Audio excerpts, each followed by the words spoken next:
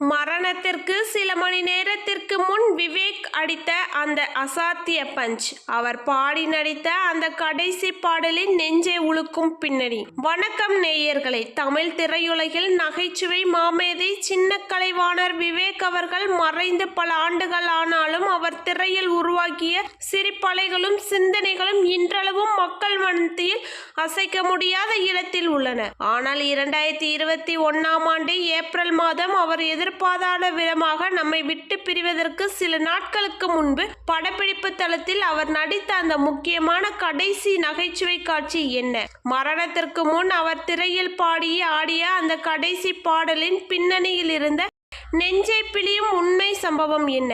அதை பற்றி தான் நாம் இன்று விரிவாக பார்க்க போகிறோம். இயக்குனர் சுந்தர் சி இயக்கத்தில் ஆர்யா மற்றும் ராசி கண்ணா நடிப்பில் வெளியான அரண்மனை 3 திரைப்படத்தில் தான் நடிகர் விவேக் அவர்கள் தனது முழுமையான நகைச்சுவை காட்சியை கடைசியாக நடித்து முடித்தார். பொள்ளாச்சியில் நடந்த அந்த படப்பிடிப்பில் விவேக் அவர்கள் ஒரு போலி சாமியார் கதாபாத்திரத்தில் நடித்திருந்தார்.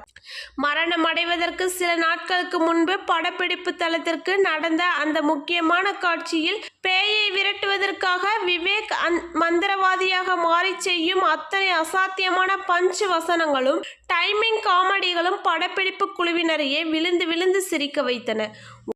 உடலில் கடுமையான அசௌகரியம் நெஞ்சு வலியும் இருந்த போதிலும் சுந்தர் சி அவர்களிடம் இந்த காட்சி இன்னும் மாசா வரணும், நான் இன்னொரு முறை டேக் போறேன் என்று கூறி அசுரத்தமான எனர்ஜியோடு அந்த நகைச்சுவை காட்சியை நடித்து முடித்தார். அது மட்டுமல்லாமல் அந்த படத்தில் இடம்பெற்ற ஒரு கிராமத்து திருவிழா பாடலில் ஒரு சாமி வருதுடா என்று சொல்லி தாளத்திற்கு ஏற்ப தனது சொந்த குரலிலும் சில வரிகளை பாடி அசாத்தியமாக நடனமாடி முடித்தார். படப்பிடிப்பு முடிந்து சென்னை வந்த சில நாட்களிலேயே எதிர்பாராத விதமாக அவருக்கு மாரடைப்பு ஏற்பட்டு அவர் சிகிச்சை பலனின்றி மறைந்தார். அவர் மறைவுக்கு பிறகு அரண்மனை 3 திரைப்படம் திரையரங்குகளில் வெளியான போது அவர் பாடி ஆடிய அந்த கடைசி பாடலையும் அவர் பேசிய அந்த அசத்தியமான பஞ்சு வசனங்களையும் திரையில் பார்த்த ரசிகர்கள் ஒரு பக்கம் சிரித்து கொண்டே மறுபக்கம் தியேட்டர்களில் கதறி அழுதார்கள்.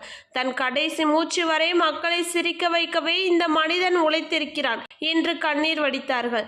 தமிழ் சினிமாவின் ஒரு மாபெரும் அசைக்க முடியாத நகைச்சுவை சகாப்தத்தின் விடைபெறலாக அமைந்த இந்த விறுவிறுப்பான மற்றும் எமோஷனலான வரலாற்று பதிவு உங்களுக்கு பிடித்திருந்தால் உடனே இந்த வீடியோவை லைக் பண்ணுங்க.